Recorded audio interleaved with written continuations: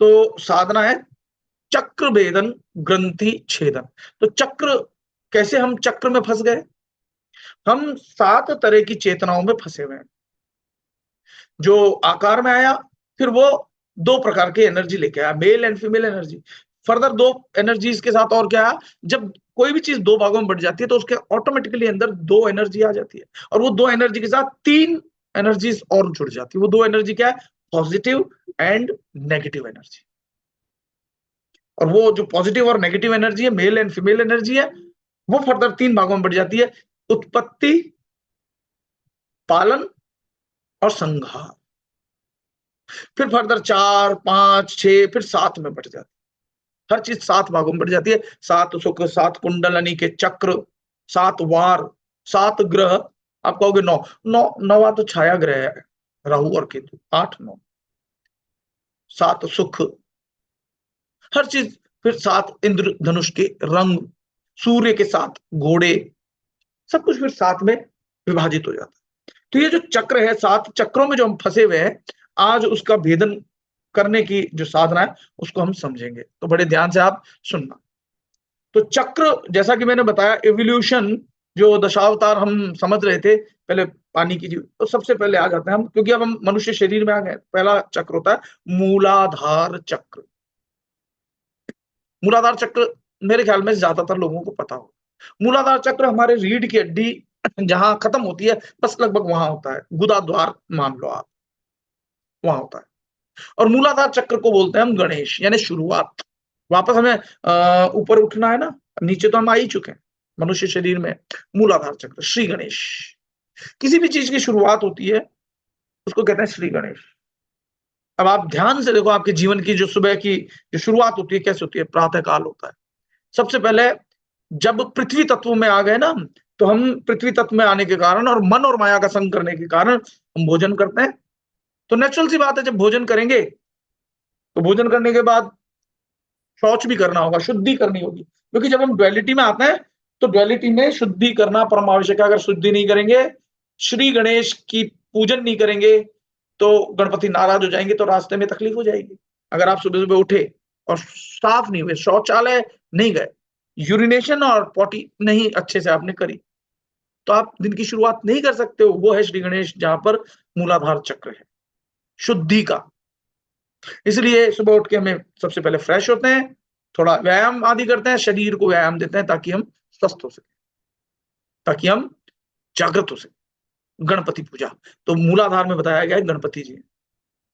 ठीक है। अब आप तो हो, लेकिन ये सृष्टि चलती रहे, इसके लिए क्या करना होगा? ब्रह्मा जी, स्वादिष्ठान चक्र, जेनाइकल मसल जहां है ना, वहां स्वादिष्ठान चक्र। बस उस स्वादिष्ठान चक्र में मेल एंड फीमेल के मिलन से नए जीवन की उत्पत्ति होती है।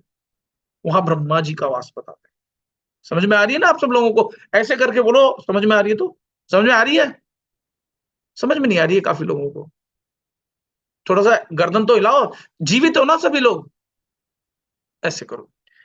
तो ओके देवकी जी, तो जो दूसरा चक्र है वो है स्वादिष्ठान चक्र। वहां ब्रह्मा जी बैठते हैं, वहां से उत्पत्ति होती है। जितने भी, आप किसी को भी देख लो, घोड़ा, गधा, गाय, बैल, मनुष्य, जितने भी योनिया है, सब जो है उत्पत्ति का वहीं से होता है, जेनेकल मसल से। ठीक है। तीसरा जो है वो चक्र है मणिपुर चक्र, जहां विष्णु जी हैं। आपने कभी सोचा विष्णु जी जो है पालन करते हैं, कैसे करते होंगे? देखो, माँ के गर्भ में जब बच्चा होता है ना, तो उसकी नाभि से माँ की नाभि जुड़ी रहती है। पता है सबको? पता होगा ना? कोई तो डॉक्टर भी बैठा होगा, बहुत सारे बैठे होंगे इसमें डॉक्टर, क्योंकि एक दो को तो मैं भी जानता हूं। तो जब तक बच्चा भोजन नहीं करता, माँ भोजन करती है और पालन होता रहता है, उसकी माँ की नाभि से विष्णु जी करते रहते हैं। बच्चे के भीतर वो रस, वो तत्व जाता रहता है, पालन। और जब बच्चा बाहर निकल आता है तो नाभि क्रॉस करते मुंह से लेने लग जाता है वो आहार। लेकिन सारा पालन नाभि से ही होता है। यहाँ विष्णु जी बैठे हैं। एग्री कर रहे हो मेरी बात? जो एग्री कर रहे हो ऐसे किया करो। ऐसे नहीं कर सकते हो, गर्दन में प्रॉब्लम है तो हाथ हाथ में तो नहीं है, जीवित हो सब, ऐसे करो। ठीक है। यहाँ पर है विष्णु जी, पालन होता है नाभि से। आप भोजन खाते हो, मुख से खाते हो, लेकिन यहीं जाकर के पूरे शरीर को मिलता है। मुखिया मुख सो चाहिए, खान पान को एक मुख एक ही होता है। घर में मुखिया भी एक ही होना चाहिए तो सही चलेगा घर। तो वो नाभि में भीतर पेट में जाता है और वहां से पूरे अंग को पोषित करता है। और आ जाओ, ऊपर आ जाओ, ऊपर यहां आ गए हृदय में, यहां पर वास होता है रुद्र। रुद्र जब तक रुष्ट नहीं होते आप जीवित रहते हो। आपके जो अनाहत चक्र कहते हैं इसको, यहाँ पर हृदय में धड़कन होती है, धक धक धक धक, होती है कि नहीं होती है? हाँ ना? अरे भाई इशारा कर सकते हो ऐसे, ऐसे या ऐसे कर सकता है, हाँ। अगर कोई नहीं है सहमत तो ऐसे भी कर सकता है। होती है कि नहीं होती है धक धक? तो वो डमरू है शिव जी का, डुगडुग डुगडुग डुगडुग डुगडुग डुगडुग डुगडुग डुगडुग डुगडुग। अब मान लो एकदम से कोई भयभीत कर देने वाली घटना सामने आ जाए, तो रुद्र जो है जब क्रोधित हो जाते हैं तो कैसे होता है, डमरू कैसे बजता है रुद्रदेव का? हार्ट फेल भी हो सकता है, मर भी सकता है, संहार। ठीक है, चक्र, अनाहत चक्र, जब तक रुद्र रुष्ट नहीं है चल रहा है जीवन, duck duck duck duck duck duck duck duck. ये रुक जाती है तो कहते हैं कि मर गया। इसे ऊपर आओ, यहाँ यहाँ है माँ भगवती। माँ भगवती क्या है? सारे मंत्रों की उत्पत्ति आप जो मंत्र बोलते हो ना, यही इसके होने के कारण बोल सकते हो। ठीक है ना? ये होने के कारण कोई भी मंत्र कैलरिम सकलरिम सकलरिम ओम ऐं ह्रीं क्लीं चामुंडाय विच्चे ओम ग्लौं हुं ग्लीं झुंसा ज्वाला ज्वाला जल ज्वाला प्रज्वल प्रज्वल ऐं ह्रीं क्लीं चामुंडाय विच्चे ज्वल हम सम लं क्षं फट् स्वाहा। या देवी सर्वभूतेषु पृथ्वी रूपेण संस्थिता नमस्तस्यै नमस्तस्यै नमस्तस्यै नमो नमः। यहां से बोल सकते हो, यहां से। पानी लाना यहीं से निकलेगा, बेटा रोटी लाना यहीं से निकलेगा। वो एक अलग बात है कि ये है तो उसके बाद आप जैसे क ख ग घ कंठ के कारण बोल सकते हो, तो प फ ब बोलने के लिए होठ चाहिए। अगर होठ आपस में चिपकेंगे नहीं तो प फ ब ब नहीं बोल सकते।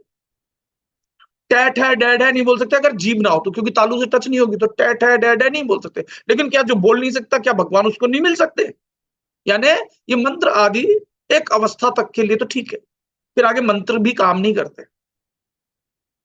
आगे है ये स्थान जिसको आप कहते हो आज्ञा चक्र। देखो आपको कोई भी चीज याद करनी हो तो ऐसे चला जाता ना हाथ, स्वतः ही जाता है कि नहीं जाता? हाँ जी ना जी, बोलो तो सही, जाता है कि नहीं जाता? ये समझ में ही नहीं आ रहा, जाता है ना? यहाँ ध्यान चला जाता है। यानी यहाँ आपके, यहाँ ध्यान देने से आपके जीवन की सभी याददाश्त यहाँ से जुड़ी और गुरु भी यहाँ है। यहाँ आपके जीवन के पास्ट लाइफ के एक्सपीरियंसेस भी है, पास्ट लाइफ के एक्सपीरियंसेस है यहाँ। और उन्हीं एक्सपीरियंसेस से आप किसी के बारे में अच्छा और बुरा भी सोचते हो, अरे ये ऐसे कर रहा है, ये सही आदमी नहीं लग रहा, पर उसको भी त्याग देना, आज आगे बढ़ना है। यहाँ ध्यान अगर आपका, यहाँ मन भी बैठता है, और यहाँ का मन अगर अशुद्ध हो जाता है, जो मन है इसको हृदय स्थान भी कहते हैं। अब आप कहोगे साहब हृदय तो यहाँ होता है, हर्ट। अजी वो तो फिजिकल हर्ट की बात है, जो असली हर्ट है ईश्वर सर्वभूतानां हृदय अर्जुन तिष्ठति भ्रामयन् सर्वभूतानि यंत्रारूढ़ानि माया तमेव शरणं गच्छ सर्वभावेन भारत तत्प्रसादात् पराम शांतिम स्थानम प्राप्स्यसि शाश्वतम। कि अर्जुन, ईश्वर सभी प्राणियों के, भूत प्राणियों के हृदय स्थान में वास करता है, आज्ञा चक्र में, शिव के स्वरूप में। शिव के शुद्धतम स्वरूप भी है सदा शिव, आज्ञा बहुत सारे, आप उसको नाम कुछ भी बोल लो, वो नाम बोलने से नाम ही नहीं बदलता। नाम के जब से नाम ही नहीं बदलता। राम बोलोगे तो भी आप परमात्मा को ही बोल रहे हो, कृष्ण बोलोगे तो भी परमात्मा को बोल रहे हो। परमात्मा एक ही है, एको अस्ति द्वितीयो ना अस्ति, एक ही है, दूसरा कोई है ही नहीं। एक ही है, दूसरा कोई है ही नहीं। ठीक है? यहां, अब यहां पर दो पंखुड़ी होती है ना, दो ही है। अगर आपने अपने मन को अपवित्र कर रखा है तो नीचे की ओर ले जाएगा, संसार की ओर, माया की ओर, सुख दुख लाभ हानि, रुपया पैसा धन दौलत स्त्री, है ना, इनकी तरफ ले जाएगा, जो कि नश्वर है। और यहां अगर आप शुद्ध हो जाओगे तो जो नाशवान है उसका तो सर्वथा भीतर से त्याग कर दो। ये नहीं कि अब घर छोड़ के भग गए, ऐसा नहीं। भीतर से घर वालों के साथ कोई आसक्ति नहीं है, और आप कर्तव्य सारे निभा रहे हो, बच्चों को पाल रहे हो, पोस रहे हो, मकान को भी संभाल रहे हो, सब कुछ कर रहे हो, लेकिन भीतर से अनासक्त हो फल के प्रति, तो आप मुक्ति की ओर बढ़ रहे हो, चक्र का भेदन कर रहे हो। ठीक है? और फिर इससे आगे का मार्ग है, वैसे चेतना का सातवां स्तर यहाँ, ये भी शुद्ध स्वरूप है। ओम, ओम दो बार बोलते ना, एक बार ओम, फिर ये अलग तरह का ओम है जो हम बोल तो मुंह से ओम रहे हैं, लेकिन उस परमात्मा के नाम को बोला नहीं जा सकता, क्योंकि कबीर साहब ने कहा है कि 52 अक्षर लोक त्रय, और सब कुछ इन्हीं माही का मतलब है सारे वेद पुराण इन 52 अक्षरों से ही तो बने। ए आ ई उ ए ऐ ओ औ अंग अ क ख ग घ, ये सारे अक्षर 12 कड़ी मिलाकर के ही तो ग्रंथों की रचना हुई है, शब्दों की रचना हुई है, शब्दों से वाक्यों की वेद ऋचाएं बनी है, यानी ये 52 अक्षर से ही बनी है। लेकिन ये 52 अक्षर भी खत्म हो जाएंगे, आप मरे फिर बोल नहीं सकते। तो 52 अक्षर लोक त्रय, 3 लोक हैं, सुप्त लोक, जागृत लोक, स्वप्न लोक।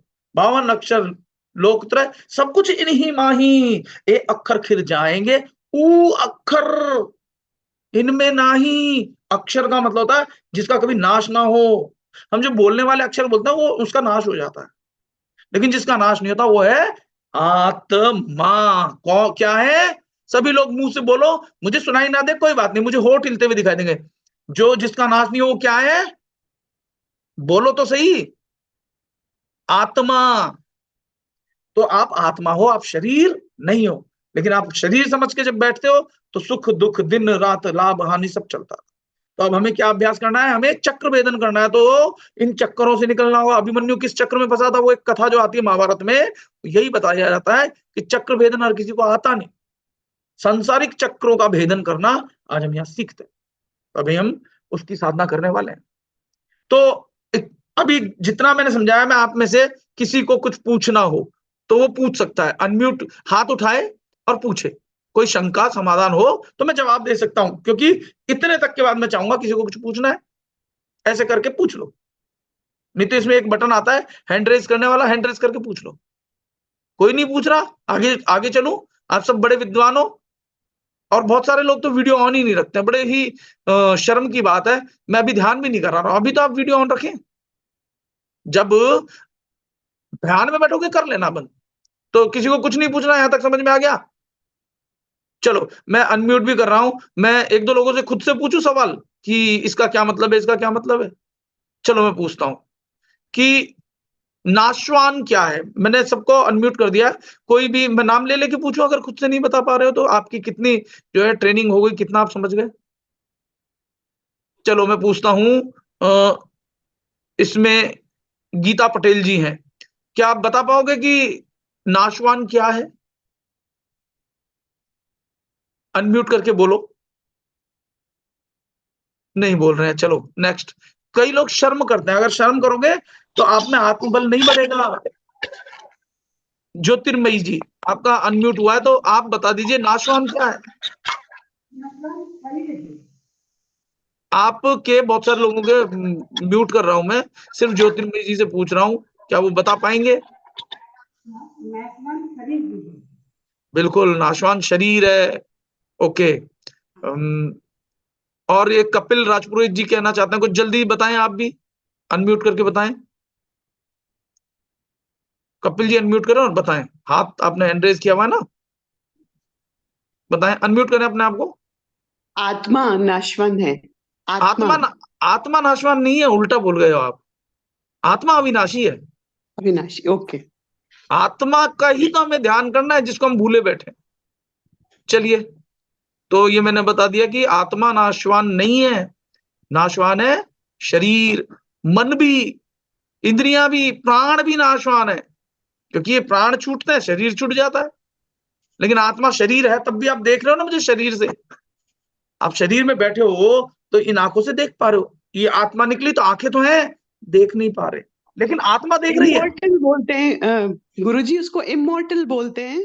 इमोर्टल, हाँ, इमोर्टल जो कभी ना मरे, है ना, हाँ जी, इमोर्टल जो मरे ना। ठीक है, तो आत्मा ही इमोर्टल है एक्चुअल में। आप अपने को दो स्तर पे देखते हो, एक शरीर के स्तर पे आते हो तो वो कहलाता पशु भाव। देखो, आप लोग भी खाना खाते हो, पशु भी खाते हैं, फूड सेक्स शेल्टर और स्लीप, ये चार चीज आप ही नहीं करते हो, सभी पशु भी करते हैं ना। तो अगर आप नहीं कर रहे हो, पशु भी वही कर रहे हैं, तो आप में और पशु में भेद नहीं हुआ यहां तक तो, ठीक है ना, आप में और पशु में कोई भेद नहीं हुआ। जब तक कि ये 4 चीजें आप में भी है, उनमें भी है। आप में फिर पशु से आपको अलग बनाने वाली एक चीज है, एक तत्व है, वो क्या है? सेकंड क्वेश्चन बताओ कोई। आप में चेतना। चेतना। चेतना तो देखो सबके पास है ही। विवेक। किसी के पास लो कॉन्शियसनेस है, किसी के पास हाई कॉन्शियसनेस है, चेतना सबके पास है। ऐसी क्या चीज है जो आपके पास विशेष है औरों से? विवेक। विवेक। वेरी गुड, तालियां होनी चाहिए इनके लिए। विवेक। बुद्धि वही चीज है ना? फर्क है, थोड़ा सा फर्क है। वही चीज नहीं, बुद्धि और विवेक में थोड़ा फर्क है ना? बुद्धि और विवेक में थोड़ा फर्क है। मैं म्यूट करता हूं, फिर आगे बताता हूं ना। पहले एक बार सबको म्यूट करता हूं। देखो, विवेक, मनुष्य के पास विवेक है। विवेक का वास्तविक मतलब समझते हो? सही क्या है, गलत क्या है, तो हो गई सांसारिक भाषा। विवेक का वास्तविक मतलब होता है जो आत्मा और अनात्मा को जानता है, वो विवेकवान है। तब वो विवेकानंद बन जाता है, तब वो सत्य चित्त आनंद बन जाता है, तब वो नित्यानंद बन जाता है, तब वो जितने भी आनंद शब्द लगाते थे ना लोग बाग, वास्तव में उसको विवेक हो चुका है, इसलिए वो आनंद लगा रहा है। क्योंकि जिसके विवेक है वो उसके जीवन में फिर दुख नहीं आता, और जब दुख नहीं आता उस स्थिति को बोलते हैं निरंतर सुख की स्थिति को बोलते हैं आनंद। क्योंकि सुख है तो दुख है, लेकिन विवेक आनंद के बाद आनंद ही है, आनंद ही है, आनंद ही है, आनंद ही है, आनंद ही है। तो आप जब आत्मा से कनेक्ट हो गए, अभ्यास हमको क्या करना है? आनंद, यानी आत्मा में रमण करना है। आप देखो, अब दूसरी चीज फिर समझो कि हम भगवान को बाहर ढूंढते हैं। मैं ये नहीं कह रहा हूं कि भगवान की मूर्ति पूजा श्रद्धा नहीं रखो बच्चों को दिखाने के लिए, शुरुआत में जैसे प्राइमरी स्कूल में जाते हैं वो जरूरी है शुरुआत में। लेकिन आपका भगवान आपके भीतर है, बाहर है ही नहीं। आप बाहर ढूंढोगे नहीं मिलेगा। आप किसी मूर्ति को रखते हो और सिर्फ मूर्ति को भगवान मानते हो तो सबसे बड़ी गलती करते हो आप। अगर मूर्ति पे मक्खी बैठ गई, नहीं उड़ा सकती वो अपनी मक्खी, तो आपका कैसे कष्ट दूर कर पाएगी वो मूर्ति? जो मूर्ति अपनी मक्खी नहीं उड़ा सकती, अगर छिपकली सांप आ गया वो उस मूर्ति के ऊपर से घूम रहा है, जा रहा है, कोई छिपकली आ गई वो मिठाई खा गई उसकी, कोई बिल्ली आई कुछ कर गई, वो मूर्ति तो कुछ कर ही नहीं पा रही है। मूर्ति हमें सिर्फ समझाने के लिए, जैसे ए फॉर एप्पल, एप्पल का चित्र दिखाया तो एप्पल थोड़ा ना खा लिया बच्चे ने चित्र देख के। एप्पल तो एप्पल खाने से बनेगा, लेकिन सिखाने के लिए शुरुआत में बेटा ये एप्पल होता है, ऐसा दिखता है। फिर जब वो समझ जाए तब ये थोड़ी ना है कि वो उसी से पेट भरेगा, फिर वो बाजार जाएगा, उस चीज को खरीदेगा, खा लेगा। ठीक इसी प्रकार से आपको भगवान के बारे में बताया जाता है। जैसे राम, भगवान राम जो है, राम के भी अब चेतना के स्तर जैसे मैंने बताया कि 7 लेवल है, ऐसे ही राम नाम के भी 4 लेवल हैं। एक राम दशरथ का बेटा, एक राम घट घट में बैठा, एक राम का सकल पसारा, और एक राम इन सबसे न्यारा। किसकी उपासना करोगे बताओ? आप लोग मेरे ख्याल में थोड़ा बहुत तो साधना करते होगे कोई ना कोई। कौन से वाले राम को सबसे पहले आपको भजना चाहिए, ये बताओ। चलो कोई एक जना। हाँ, एक एक करके बोलिए प्लीज। एक राम इन सबसे न्यारा। ठीक है, तो एक राम एक सबसे न्यारा राम इन तक। सबसे न्यारा। एग्जैक्टली, बिल्कुल ठीक है। लेकिन अब इसको समझने के लिए क्या करना पड़ेगा? पहले आपको समझना पड़ेगा एक राम दशरथ का बेटा, आत्मा राम, ठीक है।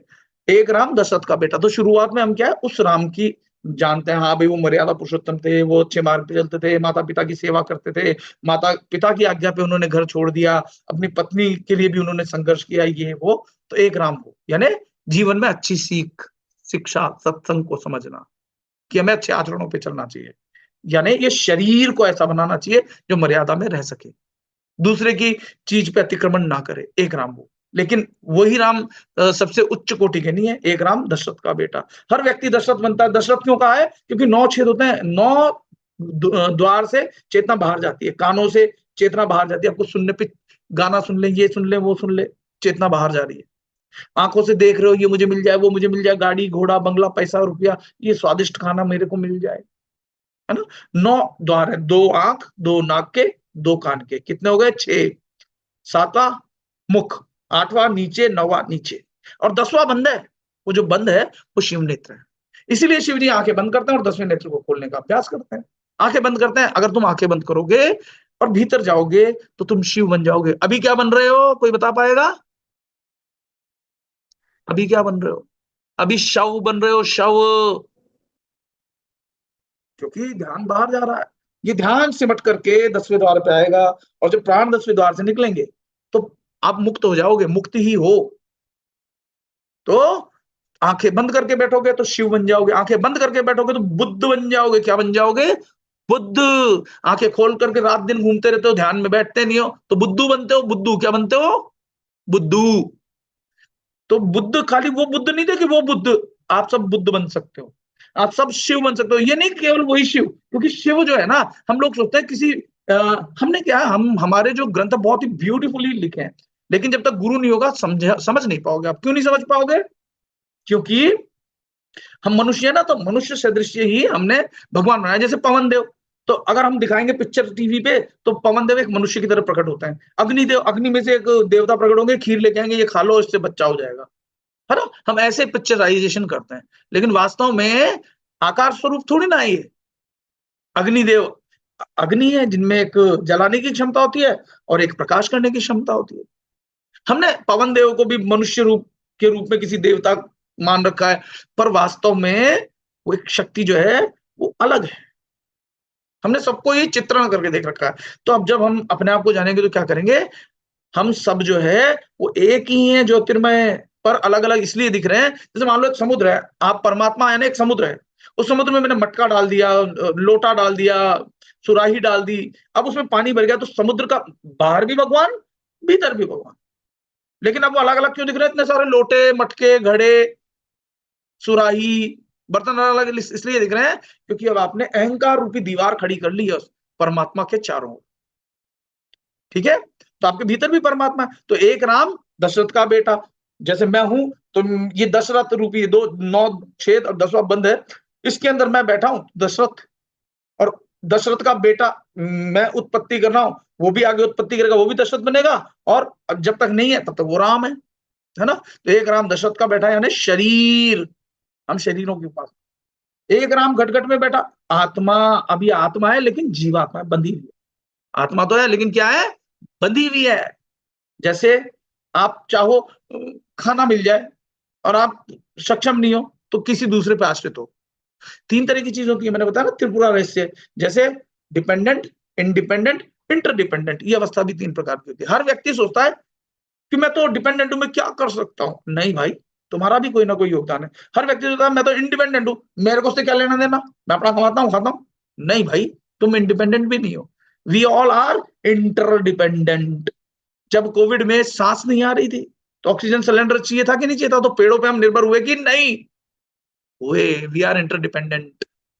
हम कार्बन डाइऑक्साइड पेड़ों को देते, तो पेड़ हम पे निर्भर है, हम पेड़ों पे निर्भर है। हम इनडायरेक्टली सब एक दूसरे पर निर्भर है, लेकिन भूले हुए। ठीक है ना, तो इस चीज को समझना होगा। दूसरा है एक राम। तो जब तक हम डिपेंडेंट इंटरडिपेंडेंट हैं, वास्तव में हम केवल हम ही हैं, उस अवस्था में नहीं पहुंच जाएंगे तब तक हम जीव हैं। क्या है?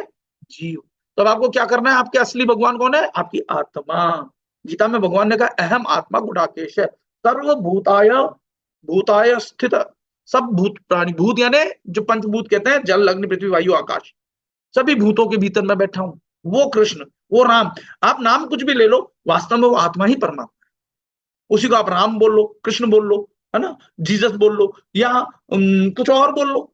जैसे मान लो आपके घर में बेटा है, उसका नाम सोनू है, लेकिन आप उसको प्यार से मोनू भी बोल देते हो, बेटा भी बोल देते हो, चिंकू भी बोल देते हो, बेटा थोड़ी ना बदलता है। बदलता है क्या? चलो मुझे बताओ। आप प्यार से अगर अपने बेटे को सोनू, मोनू, टिक्कू, बिल्लू, चिक्कू बोल दो, तो बेटा नहीं बदलने वाला। ठीक इसी प्रकार से वो परमात्मा जो है वो नहीं बदलने वाला। कोई इसको अल्लाह कह रहा है, कोई राम कह रहा है, कोई कृष्ण कह रहा है, कोई रहीम कह रहा है, कोई गॉड कह रहा है, कोई खुदा कह रहा है, कोई क्या कह रहा है, कोई क्या कह रहा है, वो नहीं बदल रहा। लेकिन ज्ञान नहीं होने के कारण हम खून खराबा करने में लगे हुए हैं एक दूसरे का। कर रहे हैं कि नहीं कर रहे? हो रहा है कि नहीं हो रहा पूरे संसार में पॉलिटिक्स? इसको समझना होगा। तो हमको क्या कर रहा है? अपने भीतर के राम को जानना होगा, अपने अंतरात्मा को। हम उसको जानते नहीं और दुनिया में सारा ज्ञान बगाड़ते हैं। इसलिए एक राम दशरथ का बेटा, एक राम गटगट में बैठा, और एक राम का सकल पसारा। अब सकल पसारा वाला राम कौन सा है? सकल पसारा वाला है मन। अगर वो दूषित मन है तो वो दुनिया में क्लेश कर रहा है, हाहाकार मच रहा है, कोई किसी को लूट रहा है, कोई स्वार्थ में ये कर रहा है, वो कर रहा है, सब जगह ये हाल है, सब जगह। और एक मन जो पवित्र है वो क्या कर रहा है? सहायता कर रहा है। लेकिन एक राम दशरथ का बेटा शरीर, एक राम गटगट में बैठा जीवात्मा, आत्मा नहीं जीवात्मा, एक राम का सकल पसारा यानी मन। अब वो पवित्र मन है तो बहुत अच्छी बात है, वो हनुमान है जो अपने ही परमात्मा में लगा रहता है, डूबा रहता है। राम राम, वो मुंह से बोलने वाला राम तो मैं बोल रहा हूँ, पर वास्तव में जो भीतर है उसका कोई नाम आप बोल नहीं सकते हो, वो भीतर गूंजता है, उसको कहते हैं अनंतनाद, अपने आप से गूंज रहा है। और एक राम का सकल पसारा और एक राम इन सबसे न्यारा, वो जो राम है उससे जैसे ही हम कनेक्ट हो जाएंगे, फिर हम जीवन के सभी दुखों से परे हो जाएंगे, फिर जीवन में कोई दुख शेष नहीं रहेगा। इतना समझ लो। तो चक्र वेदन तो यहां तक हो गया था, डग डग डग डग। फिर यहाँ माँ भगवती जगदम्बा, शक्ति यहीं से निकलती है, सारे मंत्र यहीं से निकलते हैं। यहाँ गुरु का स्थान भी है और यहाँ मन का स्थान भी है। जब गुरु प्रकट हो जाएगा, मन विलीन हो जाएगा, तो गुरु ही गोविंद है, गुरु ही परमात्मा है। गुरु गोविंद दोनों खड़े काके लागू पाए, कहते हैं कि बलियारी गुरु आपकी जो गोविंद बताया, पर मैं कह रहा हूं कि गुरु और गोविंद दोनों है, तो बलियारी वाली बात ही नहीं है, एक ही है, वो एक ही है, दो है ही नहीं। क्योंकि फिर आएगा एक अस्थि द्वितीय नास्ति। तो सातवां स्तर यहाँ परमात्मा, और इसका भेदन होने के बाद जो है ये परमात्मा जो मैं बोल रहा हूँ वास्तव में आत्मा, मन, आत्मा। और इससे जैसे ही पार जाओगे, मतलब पार से मतलब जो तीन गुणों से परे, यानी प्रकृति से भी परे है, सर्वथा परे है। भगवान कहते हैं गीता में कृष्ण की यद्यपि सब कुछ ये प्रकृति मेरी ही अध्यक्षता में सब कुछ करती है, यद्यपि सब कुछ मुझसे उत्पन्न होता है, परंतु मैं उनमें और वो मुझ में नहीं है। इसका क्या मतलब हुआ? इसका मतलब ये हुआ कि मैं उनमें लिप्त नहीं हूं। सब कुछ मुझे है पर मैं उनमें नहीं हूं, मतलब मैं उनमें लिप्त नहीं हूं। ठीक है, तो आज हम वही साधना करेंगे। तो सभी लोग तैयार हो? ये चीज समझ में आ गई जितनी मैंने आपको समझाई? किसी को कुछ प्रश्न पूछना हो तो पूछ सकता है, ये फिर आपको अंतिम निर्लिप्त, हाँ वो निर्लिप्त अवस्था आ जाएगी। ठीक है ना, वो निर्लिप्त अवस्था आ जाएगी। तो किसी को कुछ नहीं पूछना, आगे बढ़े हम। चलिए फिर हम आगे बढ़ते हैं, साधना में बैठते हैं। अब देखो, साधना में बैठने से पहले मैं गीता त्रिपुरा रहस्य और क्या नाम है अपना, भैरव विज्ञान तंत्र में 112 टेक्निक्स जो बताई है साधना में, उनमें से आज मैं गीता वाली टिप्पणी को लेता हूं सबसे पहले। ठीक है, तो भगवान कहते हैं प्राणापान समौ कृत्वा, प्राण और अपान को समान करके भ्रू मध्य में ध्यान टिकाओ, ऐसा भगवान ने गीता में कहा है कि प्राण अपान, प्राण क्या है? सांस जो भीतर गई, ठीक है, अपान क्या है? जो बाहर आई। तो अगर प्राण और अपान को समान करो, यानी जितनी सांस जितनी देर में भीतर जाए उतनी ही देर में बाहर आए, जितनी भीतर जाए उतनी ही बाहर आए, जितने समय में भीतर जाए उतने ही समय में बाहर आए। ये तो हो गया समान, प्राण अपान समो कृत्वा। और यहाँ पर भ्रू मध्य में ध्यान टिकाना, भ्रू मध्य में ध्यान टिकाना, आंखें कोई नहीं खोलेगा, और जब तक मैं ना कहूं कोई रुकेगा भी नहीं। सांसों पर ध्यान करना, सांस सहज होनी चाहिए, जितनी भीतर जाए। जैसे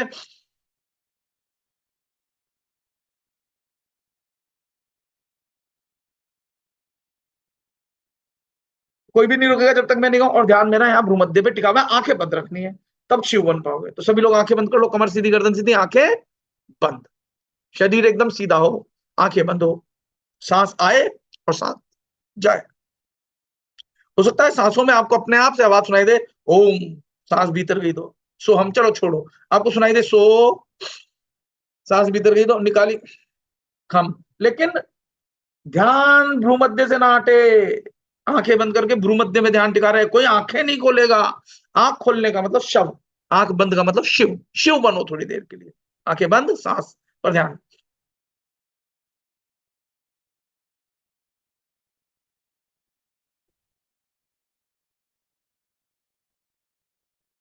सांस लेते रहो, सांस निकालते रहो, full breath in and full breath out.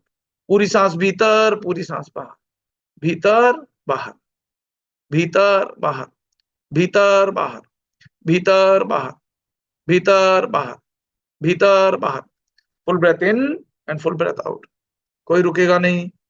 हर सांस के साथ आपके भीतर शक्ति जागृत हो रही है, आपको अनुभव हो ना हो, मैं सत्य कह रहा हूं, हर सांस के साथ मन पहले से शांत होता जाएगा। सांस भीतर जा रही है, सांस बाहर आ रही है, सांस भीतर बाहर आते जाते किसी किसी की सांस छोटी होती जाएगी, तो घबराने की जरूरत नहीं है। सांस छोटी हो जाए कोई दिक्कत नहीं, जितनी देर में जा रही है सांस भीतर, उतनी ही देर में सांस बाहर आ रही है। भीतर जा रही है, बाहर आ रही है, भीतर जा रही है, बाहर आ रही है, भीतर बाहर, भीतर बाहर, भीतर बाहर, भीतर बाहर, भीतर बाहर, भीतर बाहर, भीतर बाहर, भीतर बाहर, भीतर बाहर, भीतर बाहर।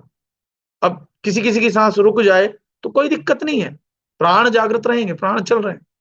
तो जब सांस पर से ध्यान हट जाए और भीतर आंखें बंद है, तो आपको भीतर झिंगुर जैसी आवाज आ सकती है, वो आपकी आत्मा की वहां से आ रही है। शुरुआत में वो प्राकृतिक आवाजें होंगी, लेकिन रुकना नहीं, उन आवाजों को सुनते रहो, शांत हो जाओ। और भीतर झिंगुर जैसी हो या भंवरे जैसी हो या छोटी छोटी बहुत बारीक झील के गिरने के पानी की आवाज हो, ठीक है, सुनते रहो। बस उस आवाज के पीछे पीछे चलते रहना, आंखें बंद रखना। और प्रकाश बढ़े तो बढ़ने दो। बस आप ये समझना, अगर वो स्पष्ट सुनाई दे रहा है तो आप सही डायरेक्शन में जा रहे हो, अगर वो स्पष्ट नहीं सुनाई दे रहा है तो कोशिश करते रहो, और अगर नहीं सुनाई दे रहा है तो फिर सांसों पे ही ध्यान बना रहे, क्योंकि अभी मन शांत नहीं हुआ है।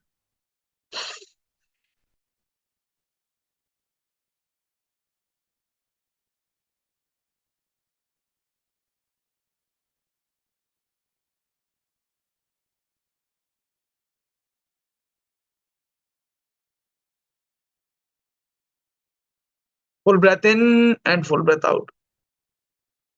सांस छोटी हो जाए कोई दिक्कत नहीं है, रुक जाए तो भी कोई दिक्कत नहीं। नाद सुनाई दे तो सुनते रहो, उस नाद के पीछे चलते रहो। उस नाद के पीछे चलते चलते तुम पाओगे कि तुमने ऐसे न जाने कितने जीवन जी लिए हैं। तुम उस समय भी थे जब भगवान कृष्ण शरीर से थे, तब वो अर्जुन को कह रहे थे, वो तुम्हें पता है कि बहुनी में व्यतीतानि जन्मानि, बहुनी में व्यतीतानि जन्मानि तव चार्जुन तान्य हम वेद सर्वाणी न तुम वेत्थ परंतप। कि अर्जुन, तेरे और मेरे बहुत से जन्म हो चुके हैं, पर मैं जानता हूं तू नहीं जानता, बस यही तो भेद है। इसलिए तुम्हारे भी बहुत से जन्म हो, इस जीवन में तुमने बहुत अनुभव किए हुए हैं। तुम देखो, तुम कई जीवन में जन्म ले चुके हो, तो तुम्हारे बेटे बेटी भी थे, तुम्हारा परिवार भी था, सब कुछ था। तुमने जिससे सुख पाना चाहा उसी ने तुम्हें दुख दिया। जिस बेटे को पाल पोस करके बहुत बड़ा किया, बड़ा होकर के वही गुर्राने लगा। तुमने सब कुछ अपना न्यौछावर कर दिया उसके लिए।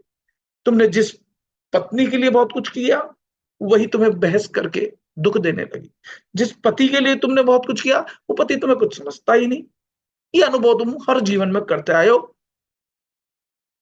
लेकिन आसक्ति माया के कारण तुम मुक्त नहीं हो पा रहे। बहुत रिश्ते बनाए, कोई देवर है, कोई जेठ है, कोई देवरानी है, कोई ननद है, कोई भौजाई है, हर जगह से दुख ही मिला। कारण कि तुमने नाशवान से संबंध स्थापित किया। तुम स्वयं अविनाशी हो और नाशवान का संग कर रहे हो, यहां तक कि तुम्हारा शरीर भी नाशवान है, लेकिन बड़े भाग मानुष तन पावा। ये तुम्हारा सौभाग्य है कि तुम्हें मनुष्य शरीर मिला है। तुम इस शरीर के माध्यम से मुक्त हो सकते हो, तुम उस उच्चतम अवस्था में जा सकते हो। ये मौका है तुम्हारे पास। मूलाधार चक्र जो है वो है अशुद्धि का चक्र। शुद्ध और अशुद्ध, भोजन करते हो तो सारा निकालना होगा, जो भीतर रह जाएगा वो है शक्ति। पानी पिया तो सारा निकलना ही चाहिए, सारे टॉक्सिन्स निकलने ही चाहिए। अगर नहीं निकल रहा, बीमार हो जाओगे। इसलिए मूलाधार, शुद्धि का चक्र। आज तुम्हारी शुद्धि हो रही है, मूलाधार पर ध्यान मानो लम गूंज रहा है, लम लम।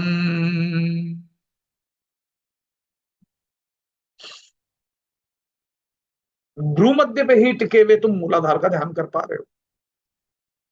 भ्रूमध्य में भी एक नाद सुनाई दे रहा है, जो कि तुम्हारा सत्य नाद की ओर तुम्हें ले जा रहा है और मुक्त कर रहा है तुम्हारे प्राकृतिक नाद से, क्योंकि प्रकृति में जो नाद है वो बदलते रहते हैं। तुम बदल रहे हो, तुम बदलते हो, तुम बदलते रहोगे का मतलब है शरीर। लेकिन तुम ना कभी बदल सकते हो ना कभी बदले थे। तुम पहले भी थे, तुम अभी भी और तुम रहोगे। वो है आत्मा। अब तुम अनुभव कर रहे हो अपने पिछले जीवन के सभी दुखों को, सभी सुख दुखों को। जिससे भी सुख चाहा वही दुख दे रहा है, जिसका भला किया वही कष्ट दे रहा है। तुम्हें लगा गाड़ी ले आऊंगा तो सुखी हो जाऊंगा, वही गाड़ी रास्ते में पंचर हो जाती है, दुखी हो जाते हो। मूलाधार गणपति का चक्र शुद्धि होने दो। हर सांस के साथ तुम्हारा चक्र भेदन होगा। मूलाधार, जहां रीढ़ की हड्डी शुरू होती है, वहां पर ध्यान। लम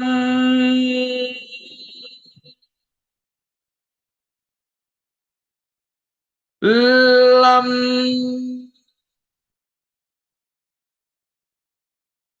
लम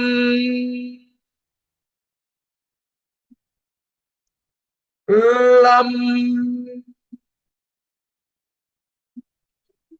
शांत हो जाओ, महसूस करो रीढ़ की हड्डी का सबसे निचला भाग पीठ की तरफ से देखो, वाइब्रेट कर रहा होगा। नहीं कर रहा तो चिंता की बात नहीं।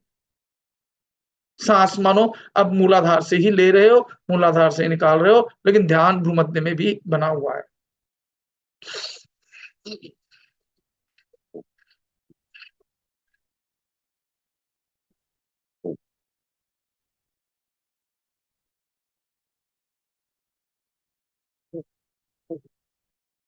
जब संसार में जो कुछ लेते हो निकालना पड़ता है, तो ये रिश्ते जो यहाँ बनाए हैं वो भी यहीं छूटेंगे। जितने रिश्ते हैं सब छूट जाएंगे, ये भी सत्य नहीं है। मूलाधार चक्र से ऊपर उठो, ऊपर उठो।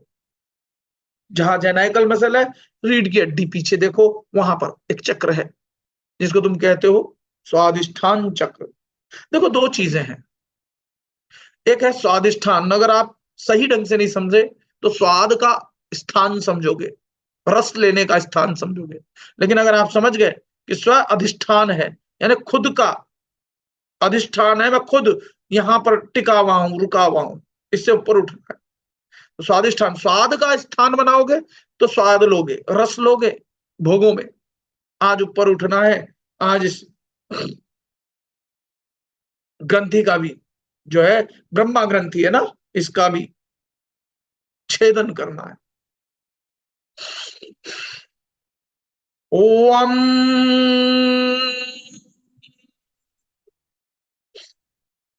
ओम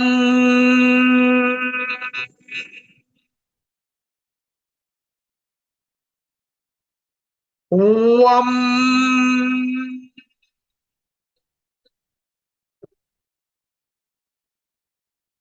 ओम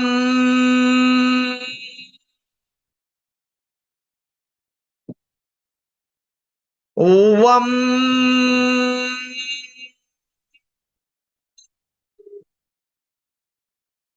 ओम।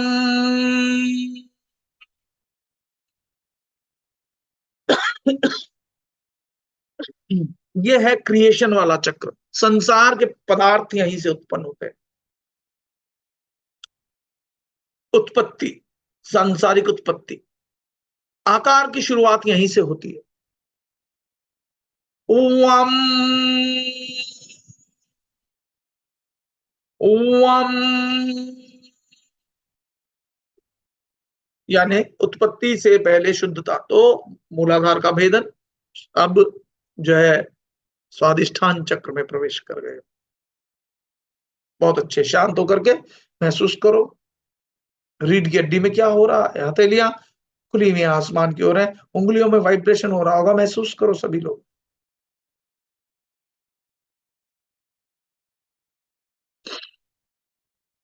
रीढ़ की हड्डी पर ध्यान है।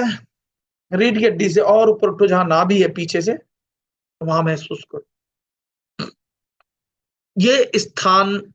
जिस चीज को भी तुमने उत्पन्न किया उसकी सुरक्षा, चाहे वो पैसा हो, मेरा पैसा खर्च ना हो, उसकी सुरक्षा में लग गए। मेरी गाड़ी, मेरा बंगला, मेरा बेटा, मेरी बेटी, उसकी सुरक्षा का भाव। आज उससे भी ऊपर उठना, क्योंकि जो कुछ भी तुमने उत्पन्न किया है वो सब छूटना ही है। तुम रक्षा कर रहे हो जब तक हो ठीक, लेकिन तुम्हें ये शरीर भी छोड़ना होगा। तो इतना चिंतित ना हो, इस चिंता का आज जो है भेदन हो जाने दो। रम रम रम रम रम रम रम रम।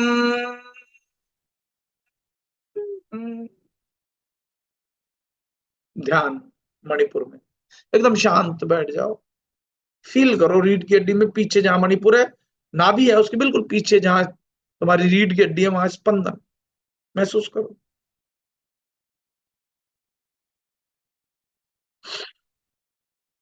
आती जाती सांसों पर ध्यान, भ्रू मध्य पे ध्यान।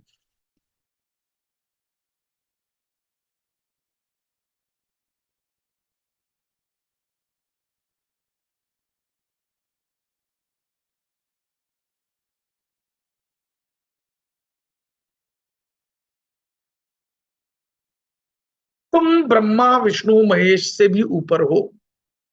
आज रुद्र ग्रंथि, ये विष्णु ग्रंथि का भी छेदन करते हुए ऊपर उठो अनाहत चक्र में। यहाँ डमरू बज रहा है भोलेनाथ का, डम डम डम डम डम डम डम डम डम डम डम डम।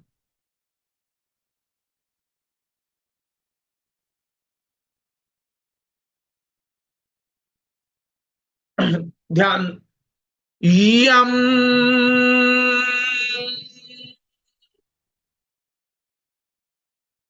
यम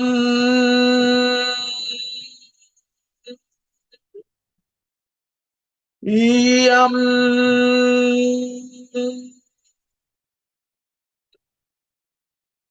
यम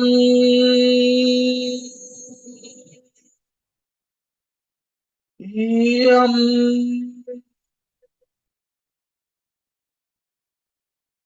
यम यम। बहुत अच्छे, अच्छे से देखते रहो। अपने अनाहत चक्र में अनुभव करो, वाइब्रेशन हो रही है।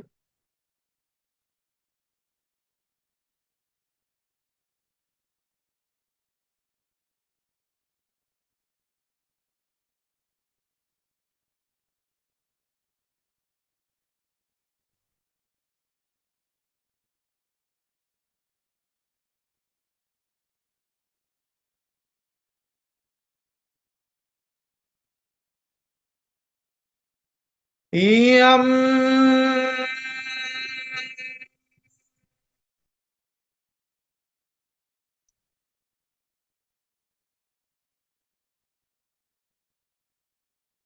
हर सांस के साथ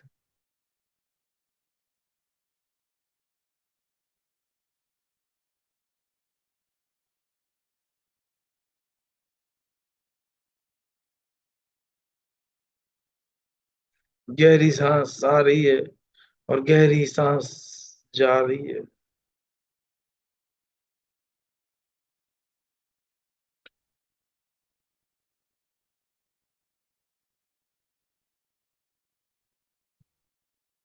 full breath in and full breath out,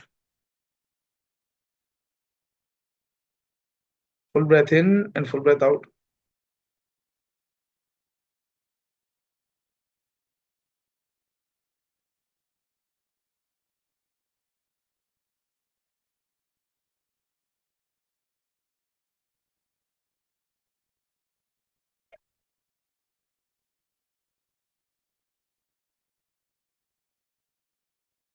बहुत अच्छे। और ऊपर आओ, विशुद्धि चक्र गर्दन, जैसे आगे से आपको थायराइड ग्लैंड दिखता है, पीछे रीढ़ की हड्डी में आओ, माँ जगदम्बा। सांस भीतर सांस बाहर, वाणी शुद्धि होगी। ध्यान लगाओ, वहां सांस आ रही है जा रही है, मानो विशुद्धि से ही।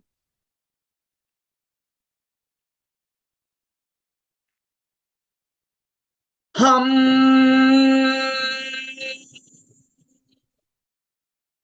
हम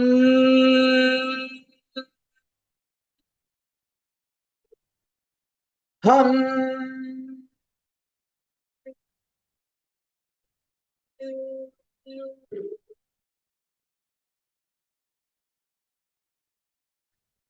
हम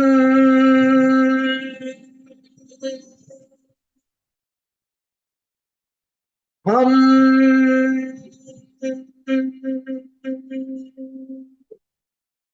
हम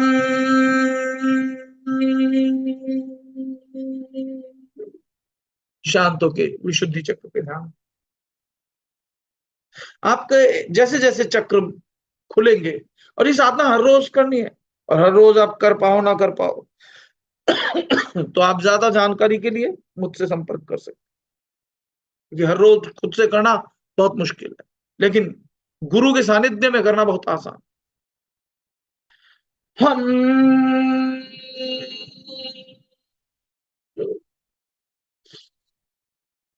हम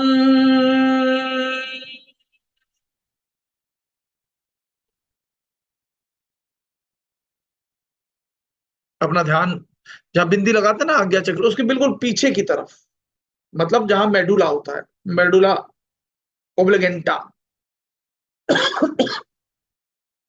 वहां बिल्कुल शिव की आकृति के समान एक आकार होता है, उस पर ध्यान लगाओ।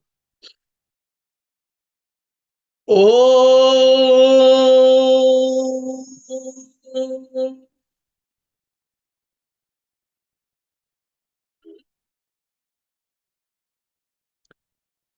ओ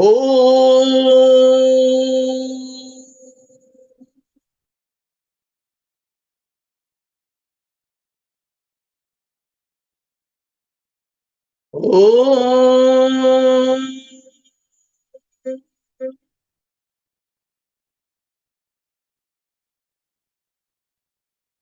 ओम।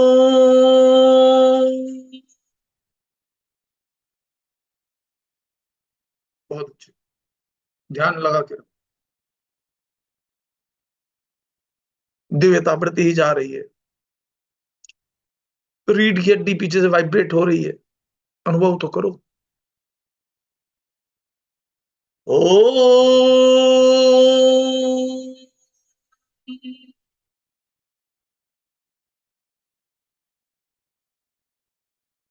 बहुत अच्छे। अब ध्यान कपाल पे, मानो आपका आत्मा, जिसको आप परमात्मा शिव मान लो, राम मान लो, या कृष्ण, जो हो, लेकिन वो तो आत्मा है, यहां कपाल पर। ओ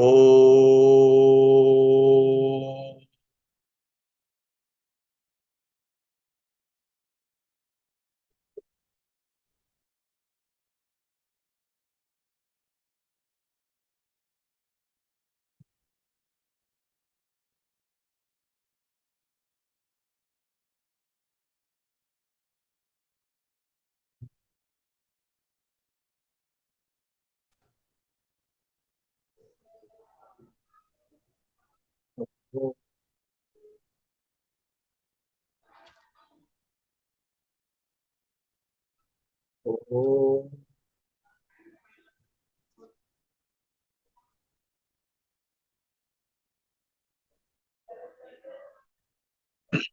भ्रू मध्य में ध्यान पहले से ही टिका हुआ है। अब बिल्कुल शांत होकर के बैठना है, और जो नाद सुनाई दे रहा ना स्पष्ट भीतर, भंवरे की गुंजन जैसा है, जैसा भी, सो सुनना है। अभी 11:25 हो रहे हैं, और हम ये ध्यान कम से कम 15 मिनट का तो हमें करना ही चाहिए। नए लोगों को 15 मिनट का ही, हम लोग जो डेली रेगुलर ध्यान करते हैं उसमें 1 घंटा मिनिमम हम करते ही हैं, कभी कभी आधा घंटा करते हैं, नहीं तो अभी हम 15 मिनट का करेंगे ही। सभी शांत होकर बैठे रहो, और भीतर गूंजती हुई आवाज, अपनी ही आत्मा की आवाज को सुनो, वही असली मंत्र है।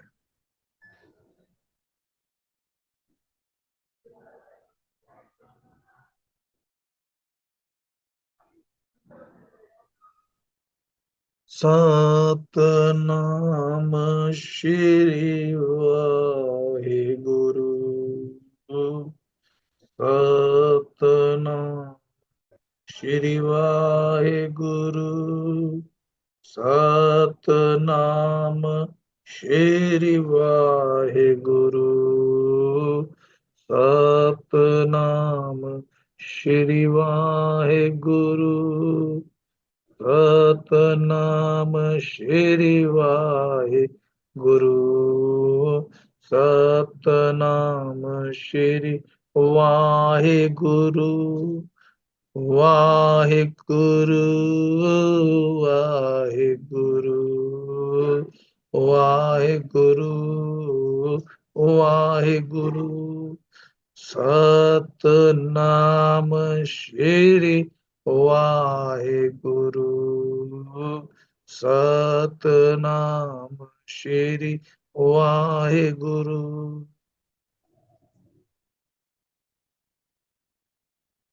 ओम नमः शिवाय।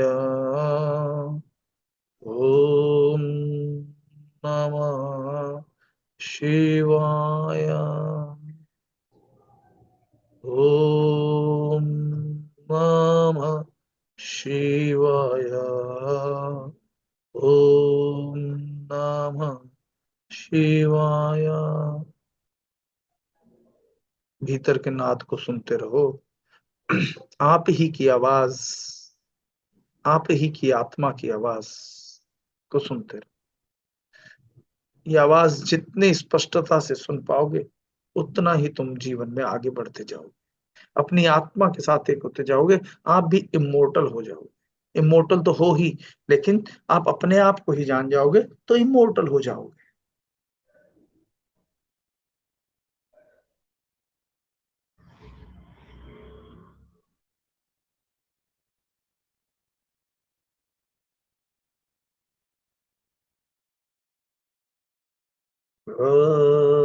सतनाम श्री वाहेगुरु।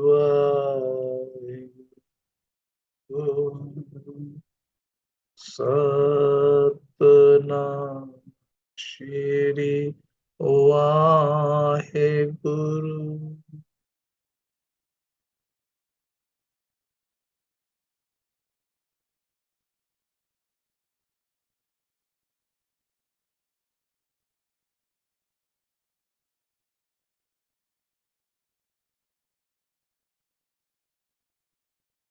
इतने गहरे ध्यान में हो कि न तो शरीर का ध्यान, न मन का, न ही प्राणों का। एक दिव्य चेतना अपनी आत्मा से कनेक्टेड हो।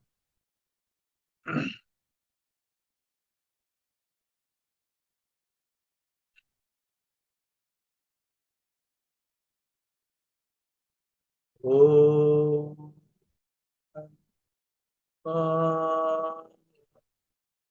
शिवाय।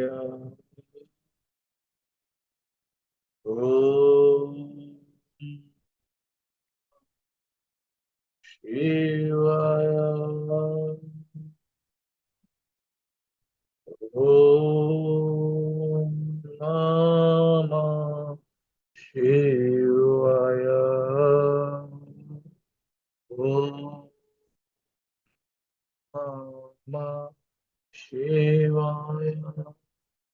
सतनाम श्री वाहेगुरु। सतनाम श्री वाहेगुरु।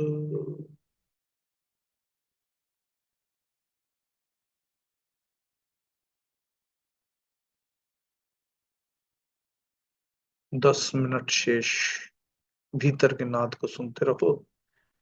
भंवरे की जैसी है गुंजन, या कानों के पास से मक्खी कई बार निकल जाते गूं करते हुए वैसी, या नदियों के बहने की कलकल, जो भी है सुनते रहो। तुम्हारी आत्मा से आ रही है।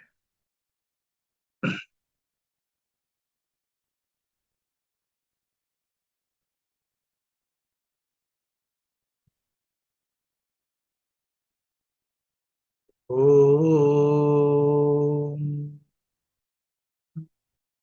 नमः शिवाय। ओम नमः शिवाय। मानो आज आप अपने स्वरूप से एक हो गए हो। शिवोहम शिवोहम।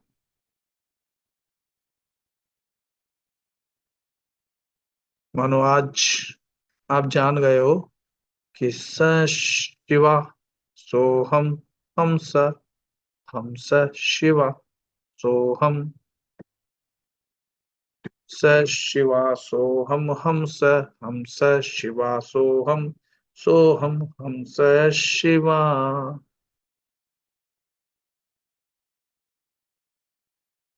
आज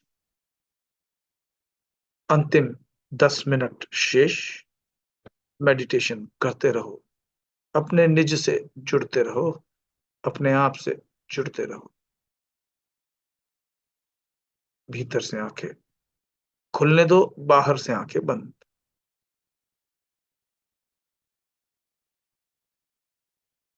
बाहरी आंखों को, सांसारिक आंखों को आज बंद कर दो और आत्मा की आंख को खुल जाने दो। बोलो संसारिक बंद से आवाज जाएगी साफ।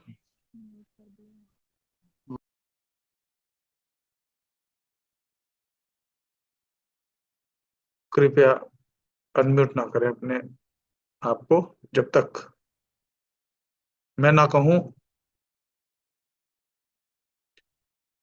भीतर अपने आप से जुड़े रहो। शिवोहम शिवोहम।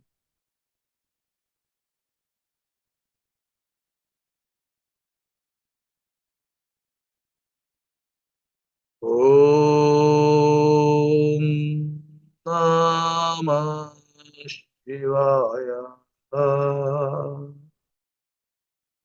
ओम नमः शिवाय। सतनाम शिवाय गुरु। सतनाम शिवाय गुरु। सतनाम श्री वाहेगुरु। सतनाम श्री वाहेगुरु। वाहेगुरु वाहेगुरु वाहेगुरु वाहेगुरु वाहेगुरु वाहेगुरु वाहेगुरु वाहेगुरु। मिट जाएंगे जिस्म तो पर आत्मा अमर है।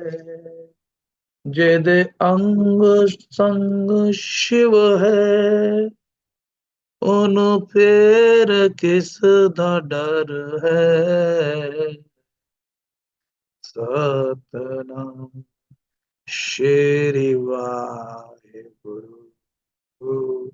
सतनाम श्री वाहेगुरु। वाहेगुरु वाहेगुरु वाहेगुरु वाहेगुरु वाहेगुरु वाहेगुरु वाहेगुरु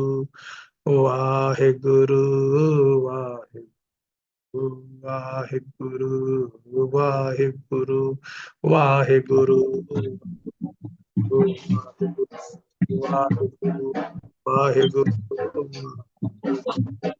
गुरु वाहेगुरु वाहेगुरु वाहेगुरु वाहेगुरु वाहेगुरु वाहेगुरु वाहेगुरु वाहेगुरु वाहेगुरु वाहेगुरु वाहेगुरु वाहेगुरु वाहेगुरु वाहेगुरु वाहेगुरु वाहेगुरु